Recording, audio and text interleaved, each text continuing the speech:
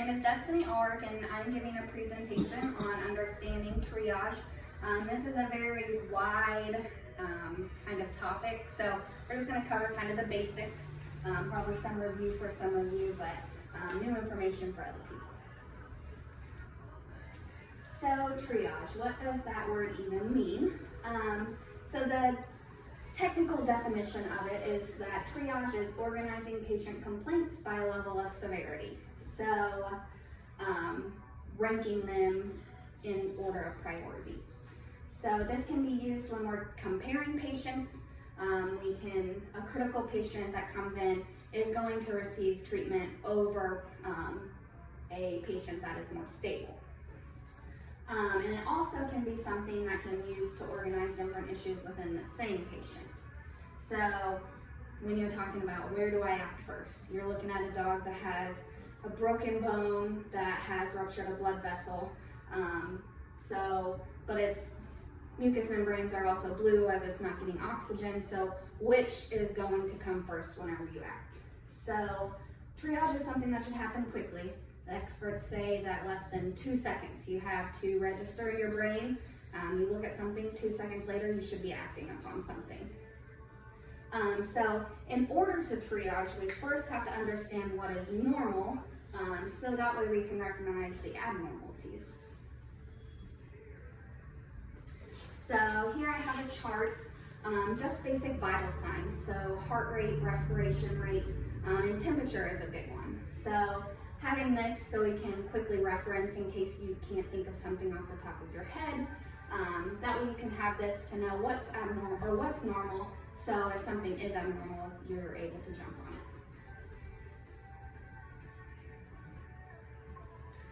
on it. So this is a needs ladder. This is something I learned in school this semester. So it's really helpful. It talks about different technician evaluations and ranks them from most critical to the least critical. I'm not saying that one is more important than the other, but just when you're trying to figure out where to focus your attention on a certain patient, these are the rungs of the ladder that you should work your way up. Just like we walk up a ladder, start from the bottom, climb to the top. You can't start on the top rung and then climb back down. First you have to go up. So oxygenation. This is our #1 priority of any patient that comes in the building.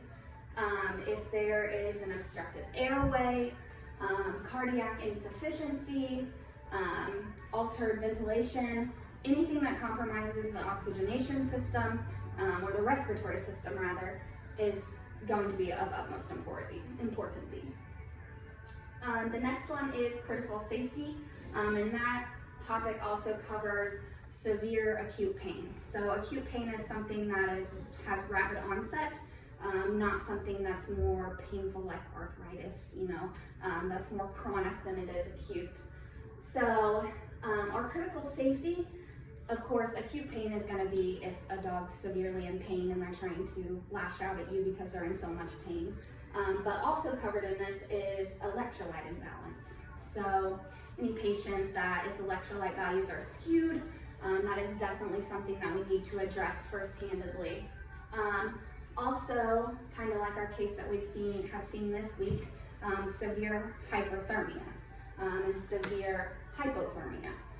Anything that is making their temperature too high or too low on large scales are something that definitely needs to be addressed firsthand. Moving up, hydration. So this is also something very important, not necessarily as important as like an airway obstruction, but hydration. If a patient is severely dehydrated to the point where it's compromising the heart's ability to contract, and we're seeing altered vital signs of other things, we could have hypovolemia or hypervolemia. So before correcting per se diarrhea, we would need to correct the hypovolemia or hypervolemia, as that is going to be more critical for our patient's care. The next one is going to be elimination. So anything like altered urinary production, whether it's a blocked cat or bowel incontinence or inappropriate elimination. Those can all be signs of a compromised elimination system. So our blocked cat would definitely need to be addressed because that's going to be a life-threatening situation if let go too long. Nutrition is the next one. Anything that compromises the oral cavity, so severe dental disease to the point that the patient is unable to eat, or there is just so much plaque and tartar that it's caused a major infection within the body, so that's going to be systemic. So that's something that we would need to address after we've already addressed our previous rungs. Severe overweight or severe underweight in an emaciated patient, if they don't have the proper nutrients to support all of the other organ systems, then it's obviously going to become a life-threatening situation. The next one is going to be non-critical safety. So now we start getting into the more relaxed categories where, yes, they need to be addressed, but we have established what is going to be needed to address first. So non-critical safety, this also includes mild to moderate acute pain.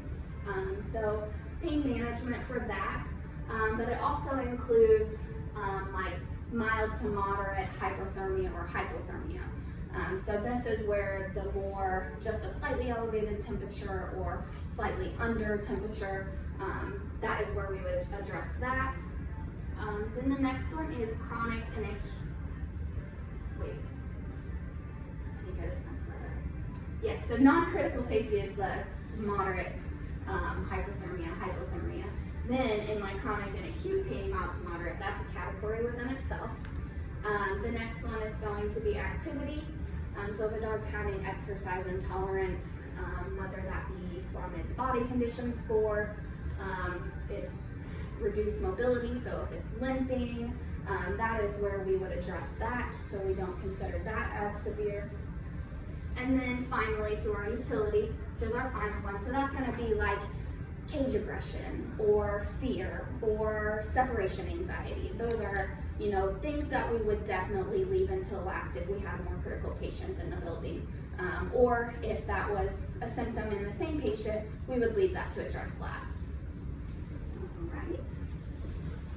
Okay, so now that I've kind of went over the basics, I have a little quiz for you guys. So situations that would be useful to triage, I have two pictures. So this is on the same patient. It comes in and has a broken leg, as you can see.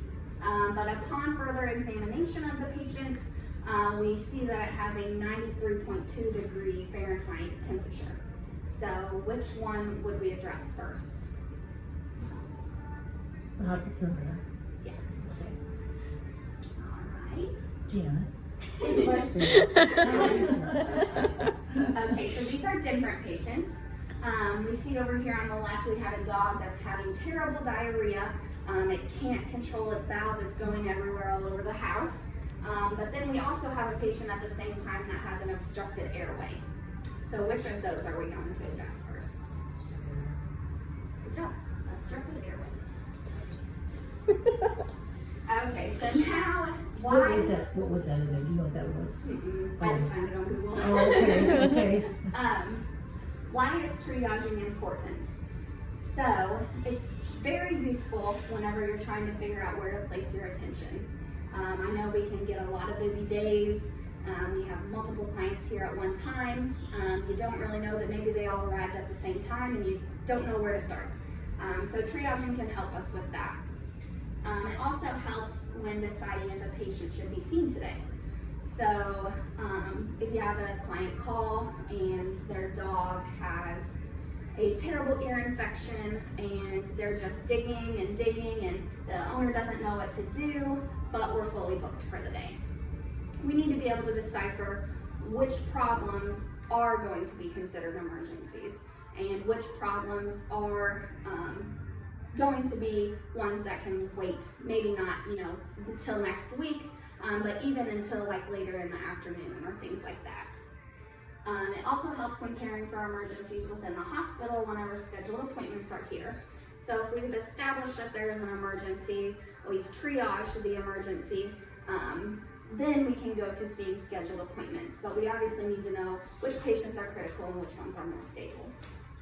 And finally, when obtaining patient history from a client. So I know that a lot of times clients have they don't even realize they're doing it, but they're giving you a lot of information that has nothing to do with the task at hand. So triaging can also help you decipher what's the stuff that I write down. They just told me a 10-minute story and I don't even know what to write on the paper. Triaging and our needs ladder can help us decipher what we need to put down. That way we're saving our DVM time. If we wrote down their whole 10-minute story onto a page, Dr. Collins is going to have to triage later and decipher through that information. So we need to be able to do that ourselves. That way we can save some time. Everybody likes when we save time. All right, and my last slide, when should I triage? So knowing when it is appropriate. Triaging really can be used at any point within any given day. A good one is phone calls.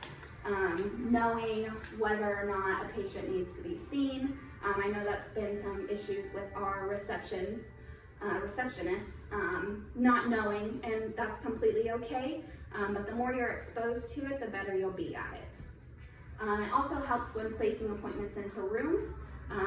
For example, say we have 2 of our 3 exam rooms full, and at the same time, 2 clients walk through the door. One of them is a scheduled appointment, and one of them has a dog that's been hit by a car.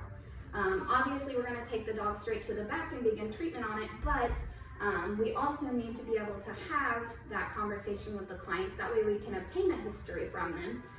So they would definitely be getting pick of the room over the scheduled appointment. Obviously, we're going to work as fast as we can. That way we can get everybody shuffled in. But knowing priorities.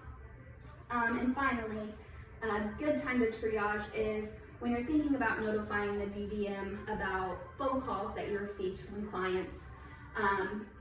Knowing our needs ladder and what is important and what is least important can help you decipher whether or not you want to notify the DVM as soon as she steps out of one room before she goes into another, if it's of importance.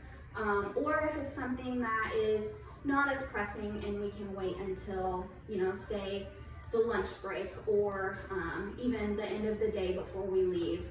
That way we can get that client called back. But just kind of some examples. There's multiple other ones, but those are probably at least my number 3 top ideas of where I think of triaging. All right. So that is the end of my presentation, but does anybody have any questions?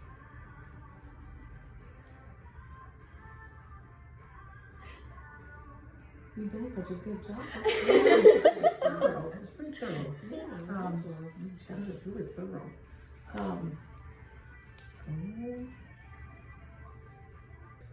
What about on this needs ladder?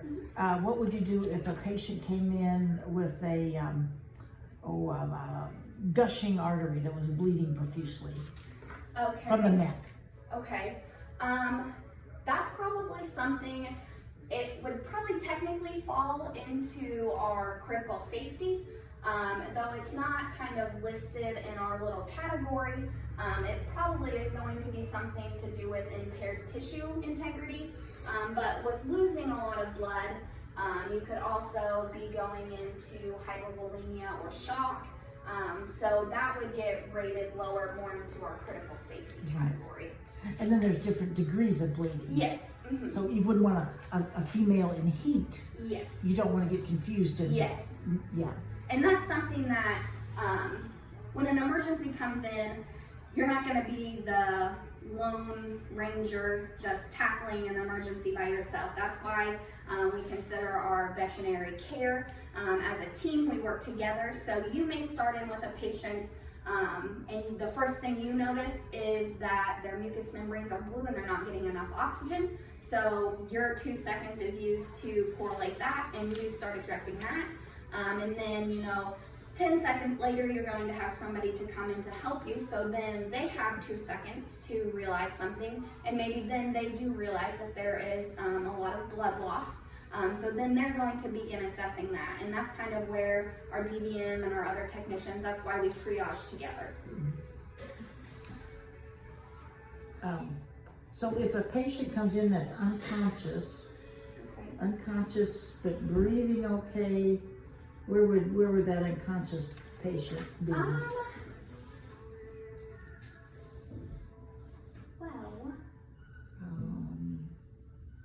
We're probably going to have to find maybe like the reasoning that they're unconscious. We'd have to do what would you do, Janet? You'd run him in the back, wouldn't you? Yeah, and you do your physical exam. So if it's something like maybe they ingested something, or I don't know, maybe they had an injury that maybe blunt force trauma. Then at that point we'd be able to put it into a different category. So either our critical safety, or it even could go into like our nutrition and elimination category.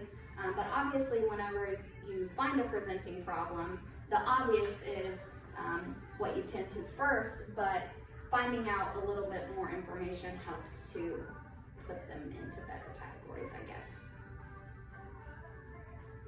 That's true. That's nice. That little needs ladder is nice. So then really, even your receptionist, your front desk people need to be trained in triage when they answer the phone. Yes, it's definitely good for everybody in our animal hospital to have a at least basic understanding of what's life-threatening and what is not. That way you're not having to constantly go ask questions, because obviously in an emergency situation you don't always have those seconds. So it would be good for everybody to have just a basic knowledge. All right, any other questions? Okay, all right. What about perceived emergencies by the client? Sometimes we have to deal with those. If we don't deal with them as triage, if they perceive it to be a lower rung problem. That's where our education can definitely help. Whenever you have a panicking owner on the phone, or they rush into the door, they need to know, and that's where client communication comes in handy. You need to explain to them what the problems at hand are, and that way you can offer reassurance as to, okay, this situation is not life-threatening, it needs to be tended to, but it's not as scary as what you think it is. So that reassurance is definitely going to help whenever we're educating our clients. It may require you to do a cursory exam. Yes. But then you can say, oh, now his color's good, his breathing is good. We'll get him in just as soon as we can, but just sit with him and keep him calm here. Yes. I'll get you as soon as I can. Yeah. Something like that. Yeah. Versus. Nope, he's not dying. Sit your behind down. We'll get to you when we can. Yeah. But explaining our background knowledge that we have of our needs ladder in more common terms that they can understand is always going to help. Those are going to take precedence over somebody has an appointment for a electro vaccine. Yeah. Or actually put back. Can you do this? Yes. Yeah, and that's why it's always good for our receptionists to understand, and we need everybody to be on the same page. That way we're not working against each other, because I know sometimes that can happen inadvertently, but yeah. And truthfully, you said about an ear problem. Sometimes that can, you're the client perception, but that patient, an earache, it could be very painful. So that could be a lower run. Yeah. It doesn't, a high priority one may not be life-threatening, but could be very, very painful. Yes. Like an ear infection. I've had some very painful ear infections. Yeah. So you just you wouldn't say, oh, that's an ear problem. But you said that we can get you, but versus this afternoon, maybe come in this afternoon, maybe come in first thing in the morning, and then possibly offer them, we'd have to check with the doctor, but offer them maybe a Benadryl or something to relax and help the patient. It's best to have it seen though, but you can't always, not everybody can come in right away. Yeah, exactly. So, intestines outside the abdomen, that's an emergency. Yes. That's a triage. That's a triage. Yep. Yeah. This is a severe emergency. Yep. I doesn't say that specifically, but that would be on the first one, I think. All right. Well, thank you guys very much for listening today. I Very hope that nice, you very learned good. some more than you did know about triaging.